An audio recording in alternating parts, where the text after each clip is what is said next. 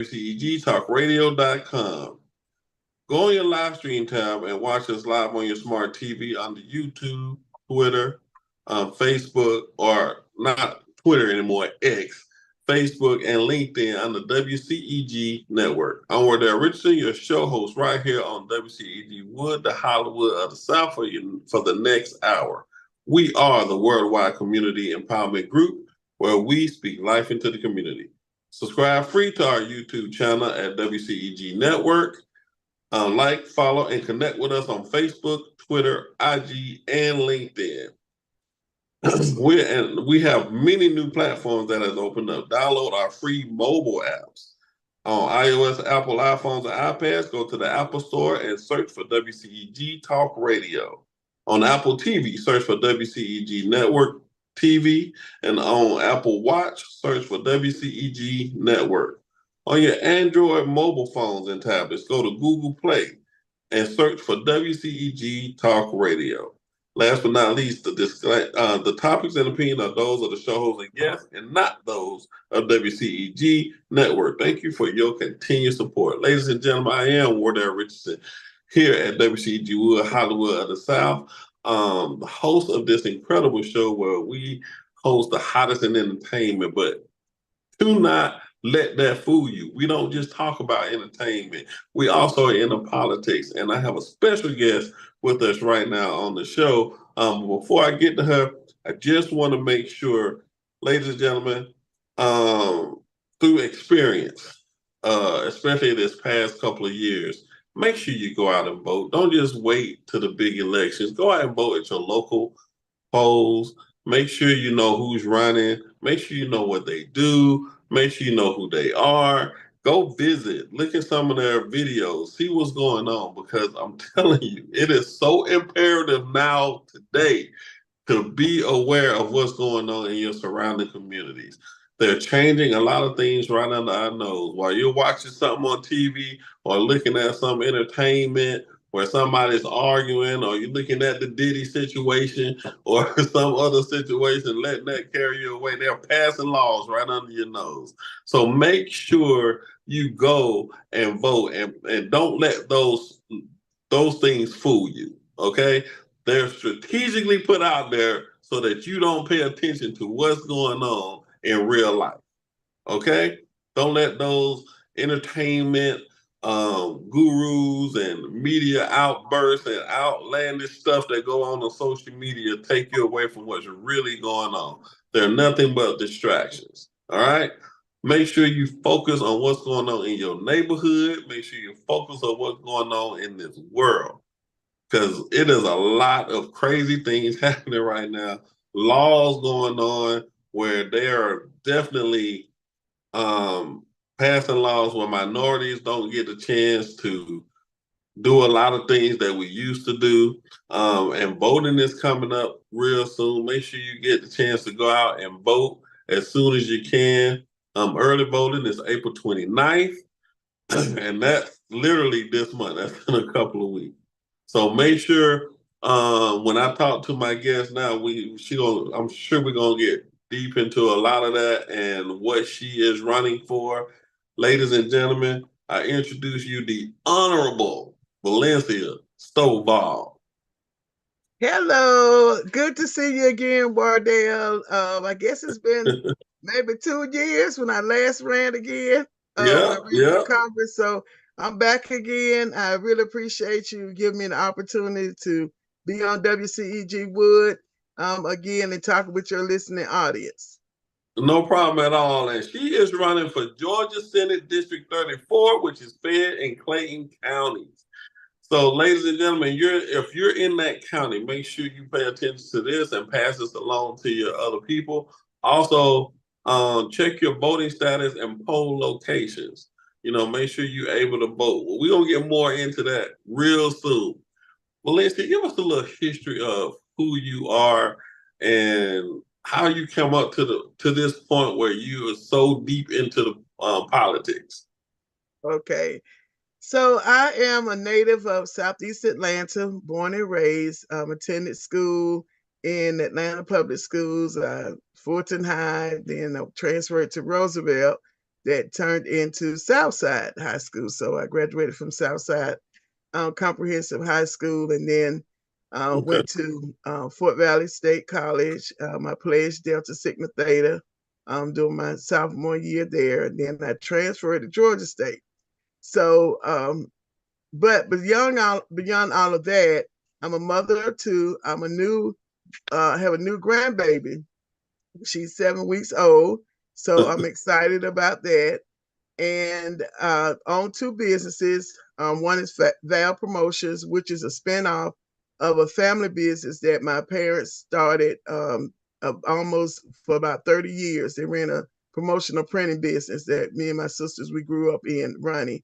And so we Okay. downsized it when my mother passed away. And so I continue on because we have customers that we've been having for about 32 years that still want us to do their printing. So I still have that business. And then in August of 2020, I started Georgia Youth Career Center. And I created that business because I saw where there's not enough exposure for our young people in the various careers. They only know about the regular careers or traditional careers. And so Right. I started that business to kind of expose them to other career choices and things that they're naturally talented in and which they should go into. And beyond that, of course, I'm a host on WCEG of Issues and Answers, where we interview different people from different aspects of life. I'm a public speaker, an advocacy trainer. I've done some training on how to advocate for things that you need. And every year since 2019, I have co-hosted Clayton County Back to School Block Party and the Georgia Single Parent Recognition Awards Legacy Builders, which you were a recipient Oh one year. yes, I was. Yes. And so just a host of other things. I got started into politics because of my dad, Levitt Stovall. And so as young girls or young daughters that he had, his three of us, he always took us around to different events and things, getting involved with campaigning. And so from that, I created a desire to be interested in what politics was all about. Now, when I moved from Atlanta to Clayton County, we had a business located in Clayton County as well. And there's a particular seat that came open, and I ran for it, and I became the state representative for 8 years. So as a former legislator, I was there from 2012 to Okay. 2020, and so now, what's that? Almost 4 years later, I have decided to run for state senate, which takes in a large number of my previous district that I represented. This particular seat became vacant. The current senator is retiring. She announced her retirement, so the seat is now open seat. And so there's no incumbent in this particular seat. Okay. And that particular seat, what does that entail if you was to get voted in that position? Yeah, so it's a very unique situation, for me, because before I only represented people that were in Clayton County, and so now I have Clayton and Fayette, and so it takes in the portions of Conley, Forest Park, Lake City, Riverdale, Jonesboro, Fayetteville in Clayton County, and Fayetteville in Fayette County. Well, that's So a wide it takes area. yeah, so it's about 190 something thousand residents that live, in that whole entire district. And even when you Right. think about it, I was thinking about the city of Forest Park is like what I think about 20,000 people. And so when you start thinking about it, and that's the largest city in Clayton County. So when you start thinking about multiplying that you know, almost 10 times, 10 times, a little bit over 9 times as far as that. So you're looking at being able to be in, to make decisions for people's lives that make up almost 9 different cities, if you look Right. at it that way. And so it's a very important role that I don't take lightly if elected or when elected. And so as a senator, the senators are the ones that actually approve the appointments of the governor. So just like on the federal level, we'll mimic the same way. So on the federal level, you have the House of Representatives, and you have the Senate. And Okay. so the House of Representatives always start the budget process. And then the senators are the ones that confirm, on the federal level, they confirm the president's appointments. So a lot of times you hear the president appointed, like when we had the first African-American woman to be the judge, serve as Supreme Court judge, then she had to be appointed, she had to be agreed upon by the Senate. So even though Okay. the president nominated her and said, this is the person I think will be good, it wasn't confirmed until the Senate voted to confirm her. So on the state level, it's the same way. The governor we have many boards that the governor has appointments for. And then Okay. also the commissions as well, with most of the commissioners. So these are the people that are head of the different departments. And so they have to, the governor decides these are the people I want to serve in this capacity. Then they have to come before the Senate to be confirmed that they really can serve in that capacity. So that's one of the most important role of the senators, besides us creating legislation and voting on the legislation. Okay, now, once you get that seat, because I truly believe that that's your seat, Amen. what will be your target, what should I say, poll, voting that you will be trying to get passed? Yes. Bills that you're trying to get passed. That's what I'm trying to say. Okay. So I have three points with my platform. It's the buck, Okay. the book, and the ballot, the three B's. And Book, so, book, and ballot. yeah, and so this is not a new concept. Actually, I heard it first from the late Mayor Maynard Jackson, who was the first Mhm. African American mayor of a southern city and of the city of Atlanta. Right. And so he used that when he talked about what he wanted to do for the city of Atlanta. So my dad actually worked with him as his field general and field and community liaison person when he was elected. And so I heard it, several times then, of course. And so I said, hey, that'll be perfect. So when I ran for state representative, that was it, the book, the ballot. And so now carrying over into the Senate, because those issues don't change. So the book is economic rejuvenation. Okay.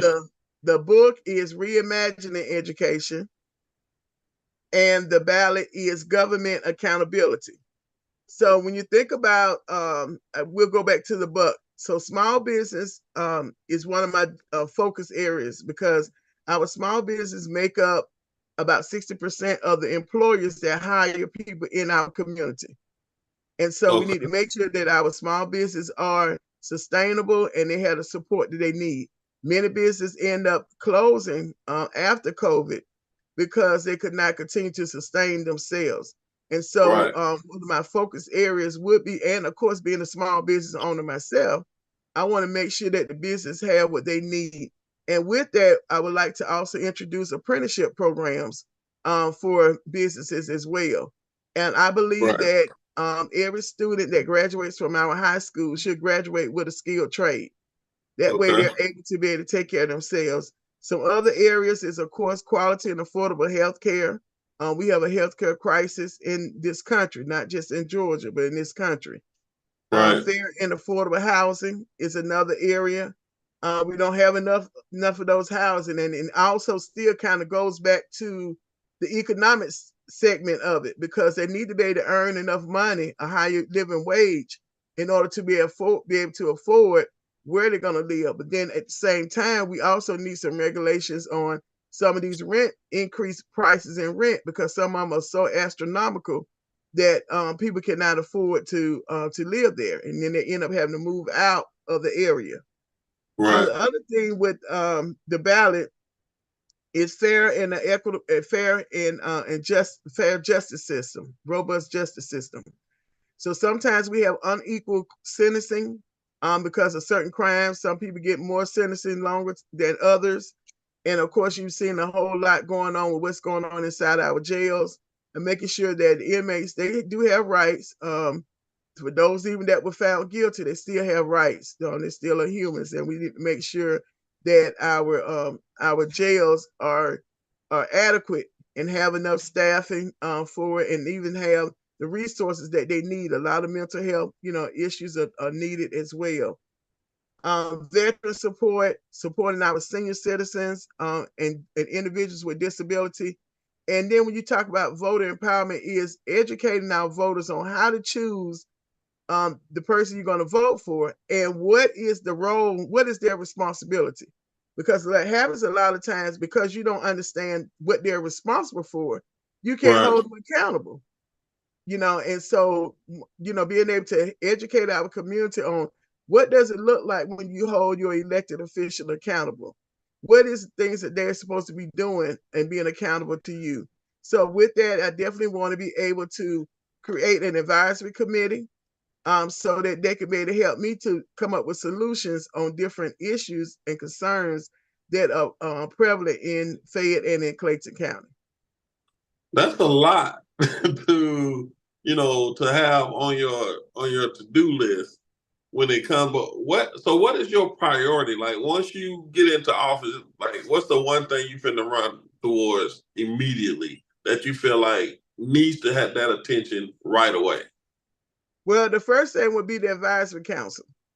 All And right, the okay. reason for the advisory council, because I can't be everywhere. I know I want, but of course I can't be everywhere. And there are Right, certain issues that are just specific for Clayton. There are some that are specific for Fayette, and then there are some that they share together.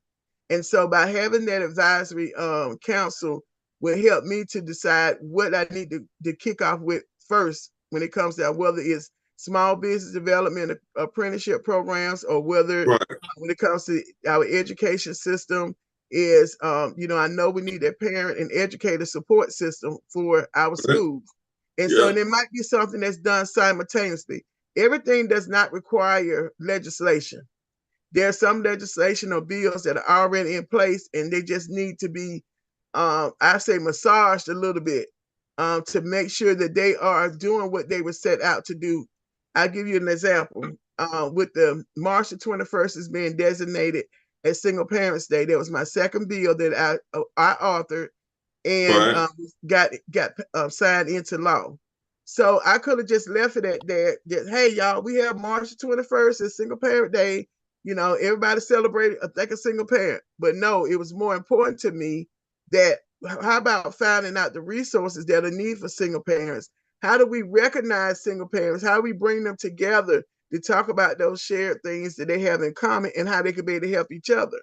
So that's how we end up doing the recognition each year at the state capitol, and then doing the banquet. And then from there, we've created the Georgia Single Parent Coalition.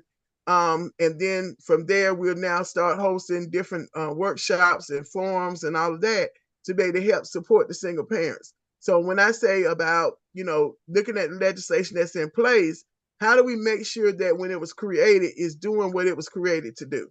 right. So what is the process in putting together that particular type of team? Because you're talking about putting together organizers or a group of people to help you achieve all these objectives, correct? Right. So it would be, we would have an application process, because one thing about it, people will show you how serious they are about participating when they have to fill out some paperwork, so and it won't be long as this, and we're not going to ask them to donate their blood or nothing like that, Right, for participating. But it will be an application process that myself and some of my other close supporters who've been supporting me over the years, they kind of know, how I operate. And so they'll kind of be able to find out, those people that are fit in. And then I don't want everybody that agrees with me. I need some people that don't agree with me so I can be right, able to see all different sides of it. So we'll start off with putting out, the application process and invite everybody to come out. And on that application process, we'll have different categories that they are specialize in, or that they are most interested in. So it's similar to, like, I've had interns that work with me when I was elected, and I always asked them what was important for them, and that's kind of how I placed them when they work with me, because that means that's something they're going to pay very close attention to, and they're gonna stay committed because they're getting something out of it as well. So I don't Right. want to just kind of extrapolate their information from what they're giving me, but I also wanted them to be beneficial to them as well, with them being a part of the advisory committee or Right. council. Yeah. Now, out of the book, and ballot, which one do you think will be the most challenging to acquire? Government accountability, which is the last one, the ballot, Okay. is always the most challenging, because you have trying to get people to change their way of thinking of how they've been raised when they think about the government and efficiency, transparency, and most people don't trust the government. So Ain't when that the you truth? so when you're engaging them into, hey, this is how you hold them accountable. Yeah, some people, I don't want to vote. What's the use of me vote? My vote don't count. The person I voted for didn't even win. So why should I keep voting? So, you're having to combat that, that type of thinking and saying, well, guess what? When you didn't vote, if you stop voting, the small percentage of people that do vote are the ones that are going to make decisions for your quality of life in your community. So Yeah. even though you're a person that win, well, guess what? What should you do the next time to make sure your person can get in there? What more could you do on your end? Did you tell everybody that could vote for that person? Did you ask them, hey, can I volunteer with your campaign? I want to spread the word about what you're doing. So all of those things make a difference. And one other thing is that when you have a relationship with your elected official, when there are issues that come up, you know who to call for what issues. So there are some things that the local people handle. There's some things that only the state can handle. Some that's Right. on the federal, and then there's some all three have to come together to collaborate in order to find a solution to the problem. So the most difficult one would be the ballot. Okay. And I see why. Now, what makes you different? What sets you apart from other people running for this office? Besides me being the only one that has served in the elected position among the other opponents, it's that on day one, which is considered the second Monday of January, which is the first legislative day, it's that I already know how the legislative process works. So once I'm, have met with my advisory council and we come up with what are those top areas that they say, hey, Senator Stovall, this is what we need to focus on. Like I said, there may be multiple ones that I'm able to work on. But I know from my past experience of 8 years what is feasible and what's not feasible. So I don't have to, I'm not walking in not understanding where is the clerk's office, what do they do, what does legislative council do. So all of Okay. that I learned during those first 8 years. I don't have to try to worry about that. So I'm able to accomplish more during those 2 years when I'm elected than someone that's just coming in starting from scratch. I've already built good relationships. I have a good reputation at the state capitol. And even in the community, they know that if you want somebody to fight for you, I'll fight. I stand by myself if I need to fight for what I believe is the right thing to do, which I've done that before. And I believe in representing all people because when there's a problem, even though I'm running as a Democrat, but when there's a problem, I have never seen in the 8 years or heard in the 8 years I was elected that when someone calls me, the first thing they say is, I'm a Democrat. I have an issue about my state benefits. They never have started the conversation like that. They're calling about an issue. So these issues are they're not Democrat, they're not Republican, they're not independent issues. They are people issues. And Right. so, so that's who I serve, are the people. And so those are some of the advantages, like I said, having that experience, already having a good working relationship, knowing what needs to get done, what's possible, what may not be possible. And then knowing that everything is not, like I said before, requires a bill to be introduced. A lot of it is relationships, building relationships and going and knowing who to go Right. talk to at what time to go talk to them.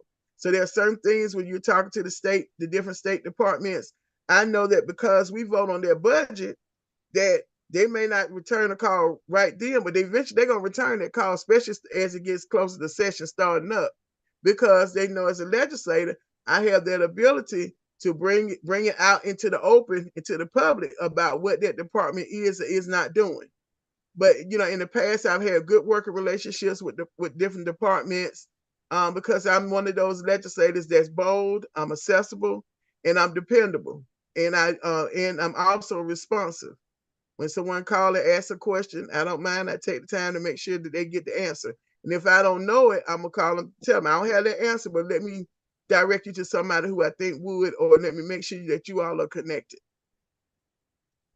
Right. Now, did you have to switch parties to run for Georgia Senate?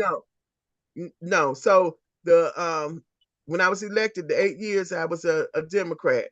When I got ready to leave office to retire, I changed to an independent. And then when I ran for U.S. Senate, I ran as an independent. Then 2 years ago, when I ran for Congress, I ran as a Democrat. So now I'm running for state Senate as a Democrat. Gotcha. Now, what can you say to the people? Because for me, as a person who, I've really gotten more into what's going on around me and paying attention to certain laws that are getting passed.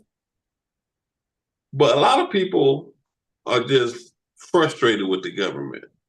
They're just frustrated because they feel like they can go vote, but are they votes really being seen? Are they voice being heard?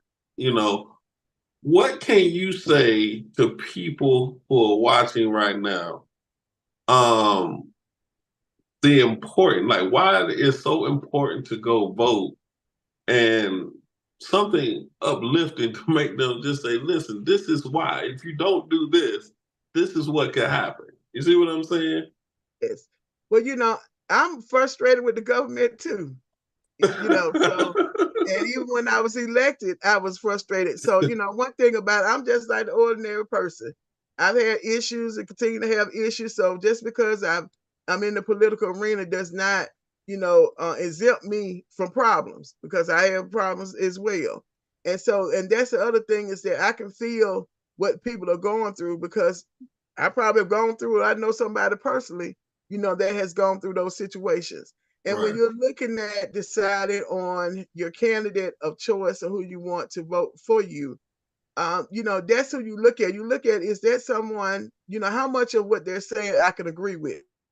Now, I can tell you, you're never going to agree 100% with no elected official. If you do, hey, maybe I hadn't heard of that before, because there are going to be some things that you don't agree with and some that you don't.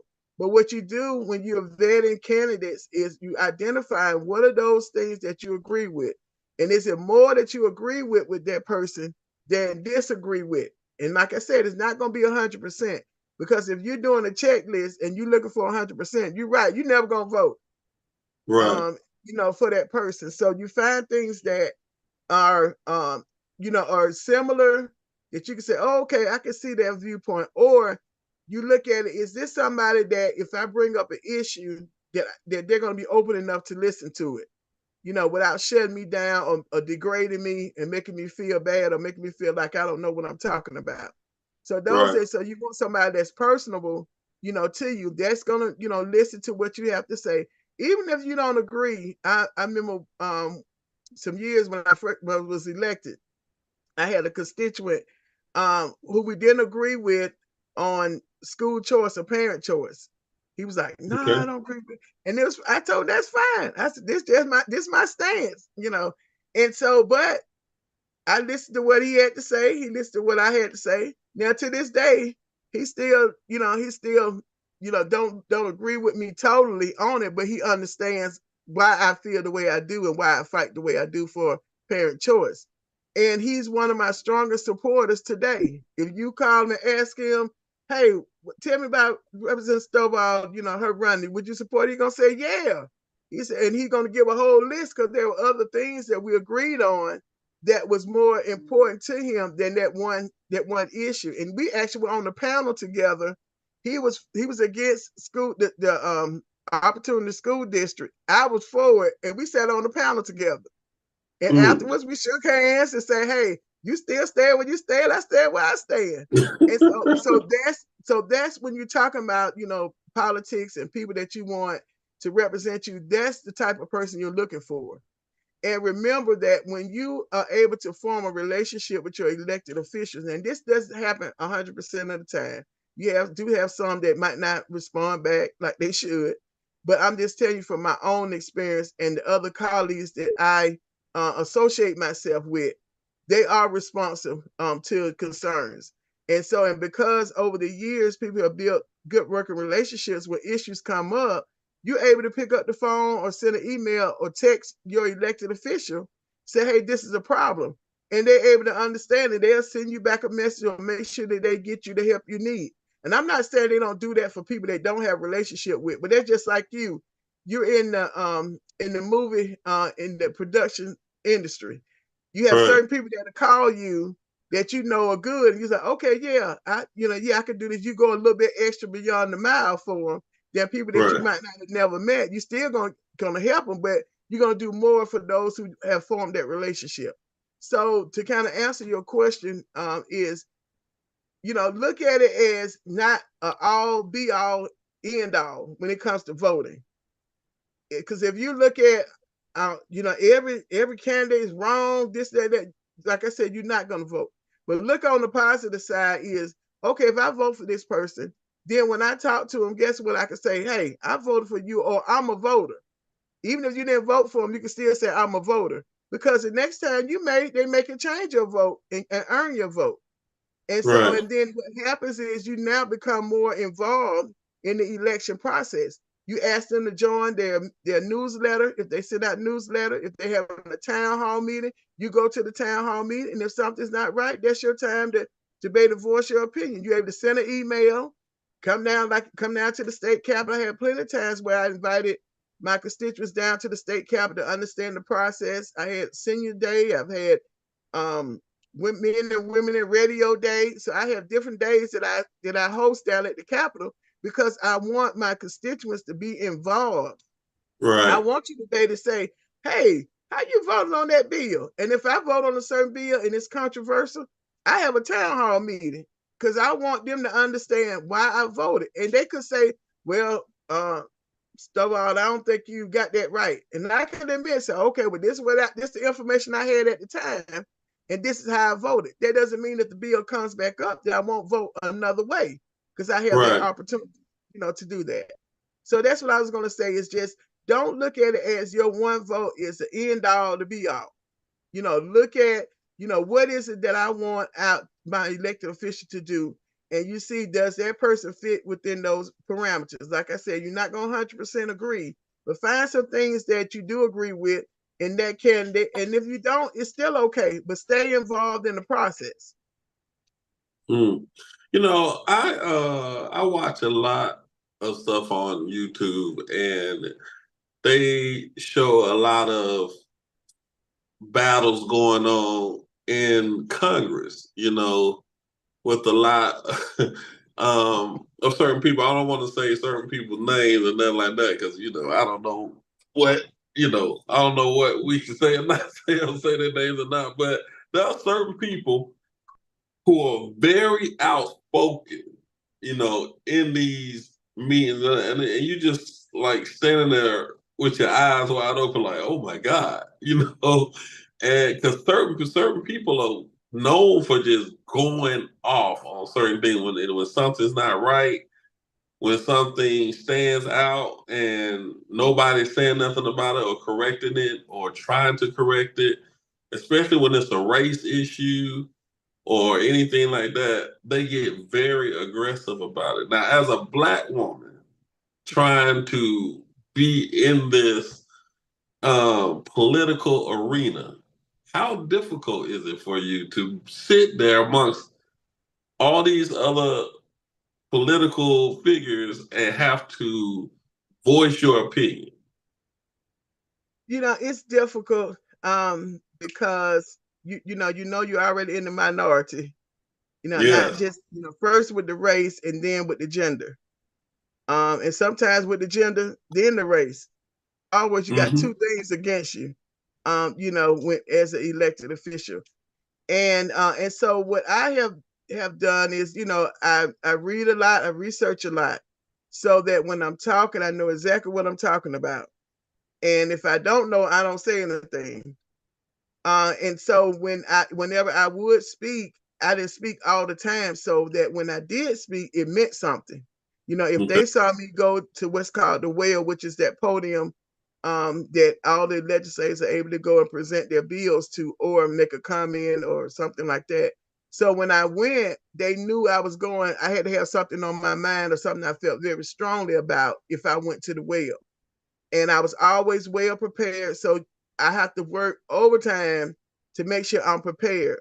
I have to make sure when I come into the room, they already know that there's a high level expectation when Stovall, at that time, Representative Stovall, come in the room and she's on the committee. I always attended my committee meetings. I always was active in my committee meetings. So it was not one committee meeting that you can go to that I was in that I didn't ask a question, because I'm always going to ask a question, you know. And then the time I didn't ask a question, somebody said, one of the colleagues said, "You don't have a question?"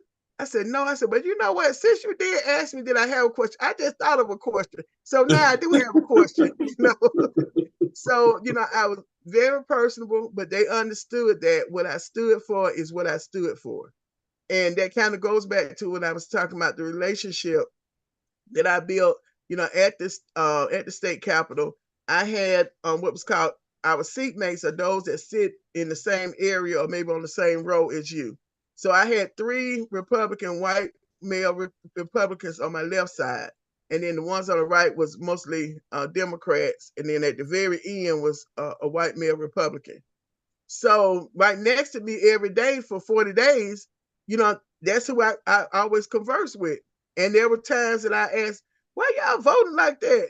And he'll take the time to explain to me. I had some that sat behind me. I turn around and ask some questions.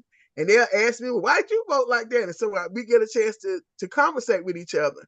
And so Okay. what I learned then was that not all people of one color have the same thought pattern about, you know, me being a Black woman, you know, and whatever thought they may have had, because I'm now able to form a relationship with them, whatever preconceived notion they have, they now has been dispelled, or either it's been enforced. One or the other, depends on what they thought it was. And Right. so, and even today, my seatmates, my former seatmates, it was like 3 of them, 1, 2, 3, yeah, about 3 or 4 to the left, but 3 of them I still stay in contact with even today. And 3 of us are no longer down there, but we would go and have lunch, out, you know, when we got out of session, just to catch up and everything. So, you know, because I made sure what I said was what I meant. I never backpedal on anything, and they may have got me in trouble a lot, but I didn't backpedal. And if I said this how I was going to vote, that's how I voted. If I said I'm not going to vote, I didn't vote like that. And if I changed my mind, I told them I changed my mind. This is how I'm going to vote. And so I think, you know, building your own relationship and reputation is very important, especially as a Black woman in politics, because, you know, when you walk into the room, and there's been plenty of times I was the only Black female in the room. I've done tours around the state. I was the only Black female on the tour bus, Oh, you know. wow. Yeah, so but because I know that I'm confident in whatever I'm doing, that didn't bother me. And I use it for my advantage a lot of times too, because since I know I was the only one, I asked extra questions. So I'd be like, "Oh, I don't know how to do that. How you do it? Oh, let me make sure I help you, you know, do this and that." So it all worked out. You know, it's not easy. It's definitely not easy, especially when you get to certain debates, like the one about maternal mortality is one. Well, in the state of Georgia, we have one of the highest ranked among all the states of Black women that die postpartum, you know, after giving Oh, birth, wow. even doing Right. childbirth. And so I Wait, have, Georgia alone? yeah, Georgia alone has one of the highest rates, top, Really? top, top. But maybe might not, maybe if we ain't number one, we in the top 3. And Wow. and so when you're having to discuss issues like that, you know, with those that are not of the same race and same sex as you have to kind of break things down a little bit additional because they Right. just not gonna understand. They haven't been in your surroundings, your environment, so they won't understand certain things. And so, like, I give you another example, like with maternal mortality. One of the things that resulted in women end up dying at a higher rate postpartum is because when they may go to the doctors have racial parity where they think automatically that a Black woman can stay in more pain than a white woman or a Hispanic woman. And Right. so if she comes in and say, hey, something's wrong with my body, I'm not feeling well, oh, you'll be okay, just go home. But that is something serious. You send her home and she thinking because the doctor said I'm okay. Right. And then Right. she end up, when you find out, it may be too late for her, and she ended up passing away because of something that's not right internally with her. But the doctor didn't take the time to check her out because he think that she may be over exaggerating, or she a Black woman. Black women are strong because of what happened during slavery, and they had to birth all these children. They had to go out to the field. Well, I ain't that same Black woman that had to birth all those children and go out in the field during slavery. I'm not that same one. So, but that's their mentality of they still be thinking that.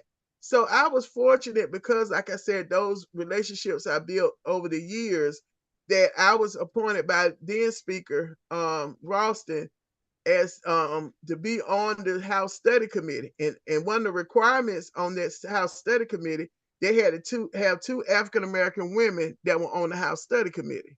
So I was one of two that were appointed to that house. I didn't even ask to be on it. I was sitting at my desk and they, okay, these are the appointees for the House Study Committee on Maternal Mortality. And then I hear my name and everybody looking at me like they thinking I don't went and talked to the speaker to ask him to put me on the committee. I hadn't said nothing because I was interested in being on another committee, but because I was appointed to it, then I'm gonna work my committee. I don't care what committee they put me on, I'm gonna work it. I'm gonna work it. They gonna know I'm there. And if I don't come for whatever reason, we missed you. We didn't see you at the committee meeting. But so those are things that I'm saying. For getting back to the question you asked me, it is difficult, it's challenging, and so, but you have to know within yourself that you're going into a very challenging situation, just like you in dealing with in film production. It is a Right. majority. It's not a whole lot of Black people in that space. So Right. every time you're going in, you're breaking down barriers for other people like you. Your films that you're doing, they don't offer you a whole lot of money to say, I'm going to finance your film because you are Wardell. No, it don't happen like that. You have to work extra hard. So it's the same thing in politics. The only difference is I'm a public figure, and so people have more people watching you on what you do and critiquing you more than somebody that's not in politics or that's famous. I ain't gonna say I'm famous, but I'm just saying not in politics. So yes, it's hard, but it's something I want to do. It's something I chose to do. So I take it, like that. And then I have a good support system as well. You have to have a good support system with my family and friends that keep me encouraged. And when I want to go here and do this, no, don't do that, Valencia. Don't do that. Okay, I ain't gonna do it this time. I'll wait till next time. I will do it this time. Well, I believe you're gonna be the best at this seat, and I know for sure that seat is sitting there waiting on you. So I have faith that you're going to get that seat, and when you do, I want to be the first one to send you congratulations. Yes, sir. I will be back. I will be back. Oh, for sure. And let everybody know about the voting. I know early voting is April 29th. When is the final vote? Okay, so early voting starts April the 29th. It ends May the 17th. So that's that Friday before the primary election, which is May the 21st. And May so 21st. for early voting, and absentee voting, you can now request your absentee ballot by mail. They will send it to you by mail. If you go on my voter page, mvp.sos.ga.gov, or you can Google my voter page. You'll pull up your profile, put your information in, your first initial, last name, date of birth, and county where you were registered. Now, like you talked about earlier, checking your voter registration status, you want to make sure that you register, they got you in there registered. And then you can check your ballot or your location of where you would go to vote on election day. But early voting, there are select places in Clayton and Fayette that will be open for you to go early vote. That means from 7 to 7 p.m., 7 a.m. to 7 p.m., you can go ahead of May the 21st. I encourage those to go ahead and vote early because something may happen on Tuesday. And I don't want you telling me that I was going to vote for you, but something came up. No, I need you to go early to get your vote in for Stovall. That's all. So make sure you go in early to go ahead and vote. Stovall, that's all. Stovall, that's all. Now, there are some people that just like to vote on primary day, and that's fine. Because sometimes I do, sometimes I vote early, sometimes I say, I'm going to wait till primary day, and then you need to go in there just exciting to be able to vote on the same day. But because when I'm running, I usually go early because something may happen, and that'll be a shame for me not to vote for myself. So I do try to go early. But so there are certain locations. So check your particular county to find out what are the early voting locations. And you don't have to go to, if you can go to any one of those locations. So it does not matter about your precinct at that time. Now on May the 21st, you have to go to your own precinct. If you don't, there's a chance that your vote may not count. Or you have to bring back information to certify and verify that you are the person that's supposed to go. And you can't vote 2 times. So you can't send in an absentee ballot and then go on election day to go vote. You would get in a lot of trouble because that's against the state law to double vote. That's called double vote. And they don't want to hear that you, oh, I didn't know I couldn't do that. They said, the ignorance of the law is no excuse.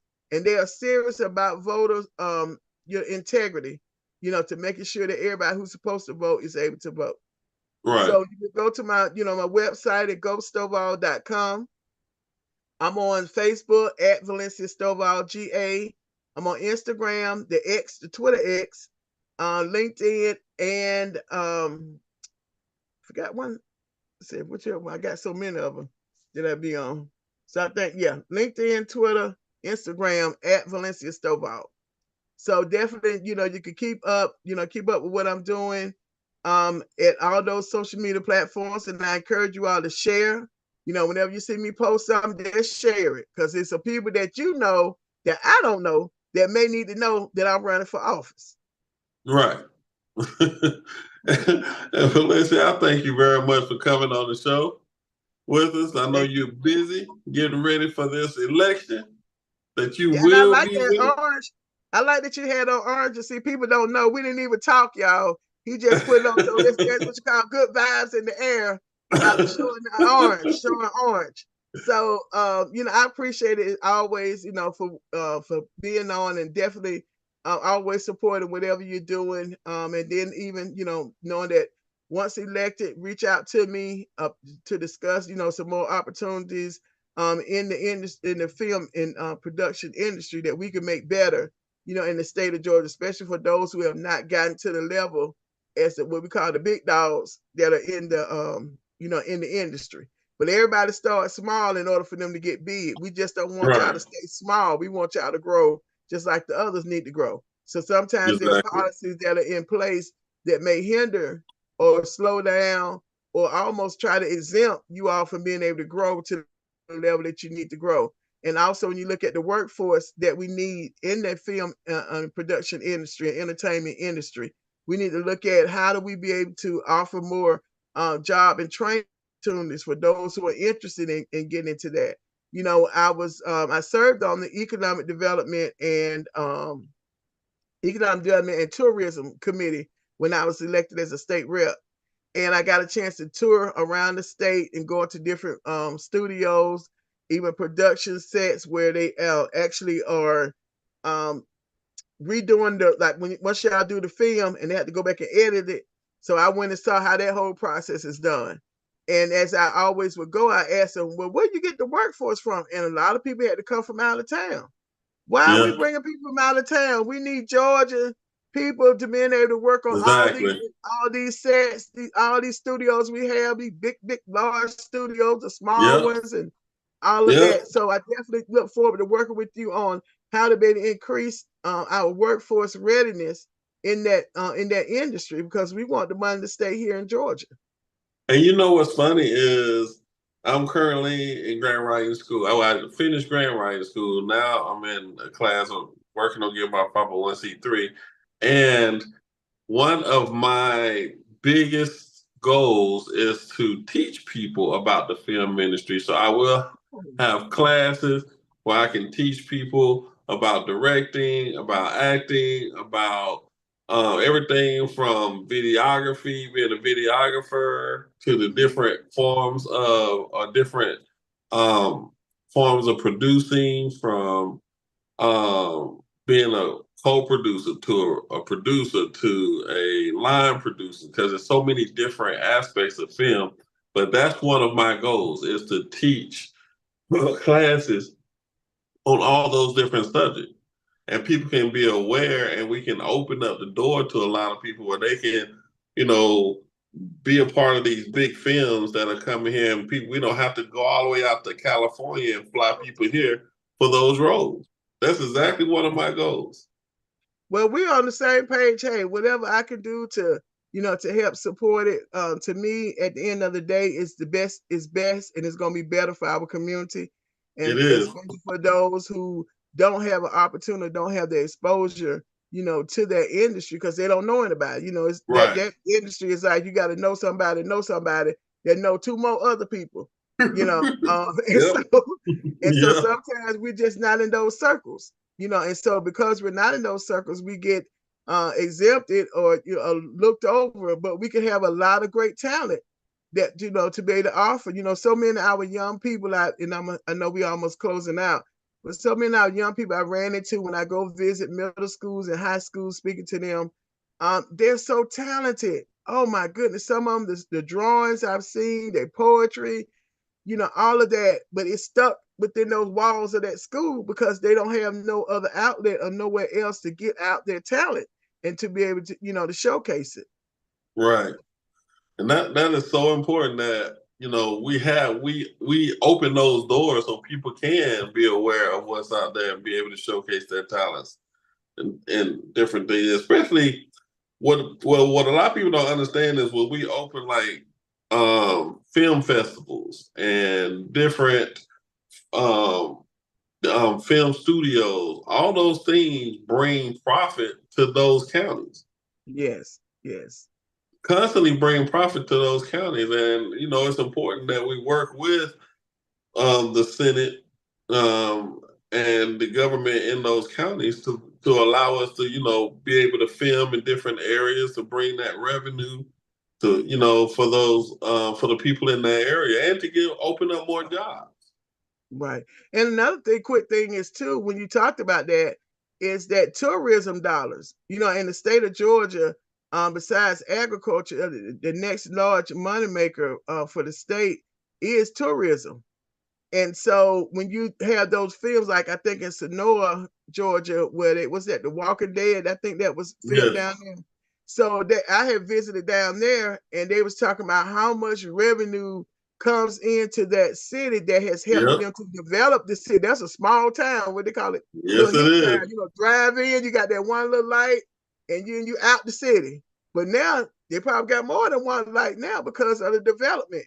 So like you said, when you look at that and being able to change it into an arts entertainment area, all because a film was actually filmed there, and they maximizing off of, that particular film and promotion of it. So like you said, it's a win-win for the people, for the workforce there, and then for the exposure that the city gets and the revenue that comes from, residuals from that film, being there. Or like you said, with the film festival being there, because those people who come to the film festival gonna get ideas of different locations as they travel into the city. Oh, you know what? I had an idea for a film. We could film that over there. So then they're gonna want to talk to the local people there.